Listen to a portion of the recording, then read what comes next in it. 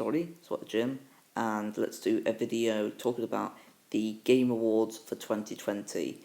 This is the first time I've been doing this, and this is something I'm going to do probably every year. We'll see how well it goes, and this will contain spoilers for it, so if you've not seen the Game Awards, I would recommend to watch it. It is a 4.5 hour video, even a bit longer than that, I think.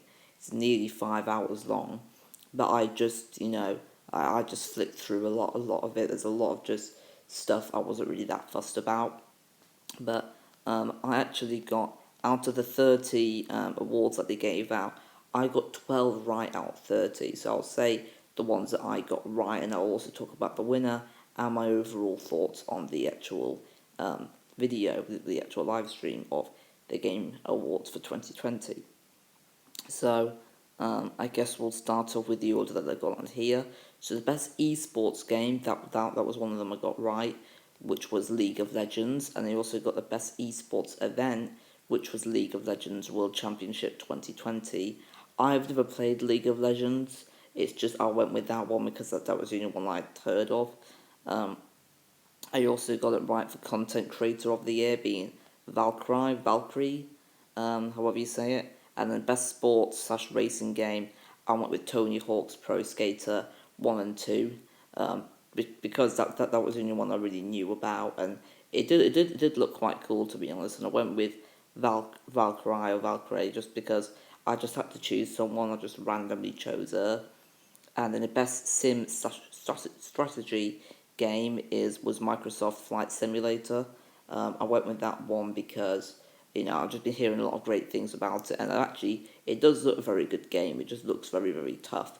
I could just visualize it being very, very tough to take off and go to the locations you want, and it will require a lot of patience. And I honestly can't be bothered to do that. I might do it in a year's time, but I did see a lot of really good things about that game, and that's why I chose that one. And the best role-playing game was Final Fantasy VII Remake. I went with that one because I'd seen a bit of gameplay on it. And then we move on to best community support. I went with Fall Guys Ultimate Knockout. I've done a review on that. I actually really enjoyed that game. Best mobile game, went with Among Us. Again, I've heard a lot of things about that. I've not played Among Us. I will do eventually, though. Games for Impact went with Tell Me Why, just because I've been, hearing and seeing stuff on that. Best audio design, The Last of Us Part 2, just because I loved the audio design in that game. And best art direction, Ghost of Tsushima. I thought it did have the best art direction. And the game of the year I actually got right, which was The Last of Us Part 2. So I got 12 of them, a dozen right out of 30. So they didn't do too bad in the Game Awards for this year. But it's the first time I actually watched the live stream all the way through. Well, but not all the way through. There was a few parts I skipped over. But what do I think of the winners? Yeah, I'm honestly fine with all the winners. So, some of them I would have rather been something else, but it's honestly not really a big deal. And what do I think of the game of the year being Last Was Part 2? For me personally, I think it should have been, but I can understand why a lot of people don't like the game because of the story. But for me, I can really enjoy a video game if the story is bad. And I honestly thought the story was actually very good, in my opinion. There were some problems with it, though, which I might do a video talking about what I think they should have done instead. That might be something I do, but, I think a lot of people wanted Ghost of Tsushima to be the game of the year.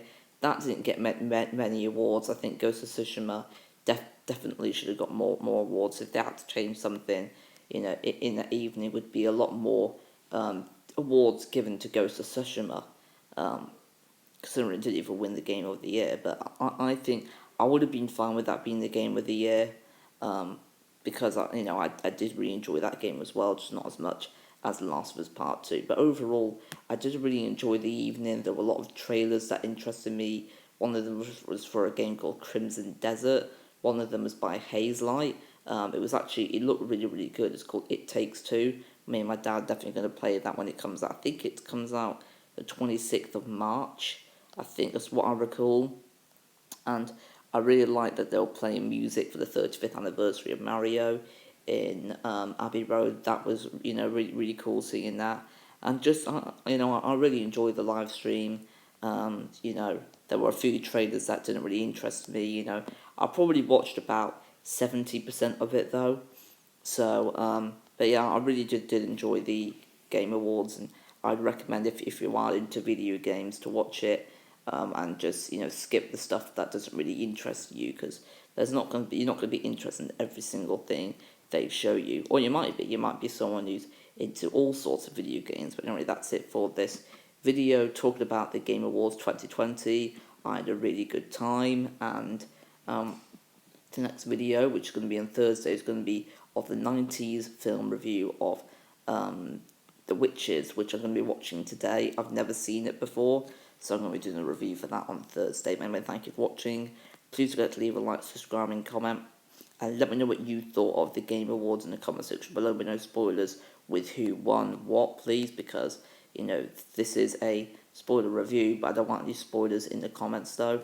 But anyway, that's it from me, and I'll see you on the next video, which should be on Thursday for the Witches, the 90s Witches movie review.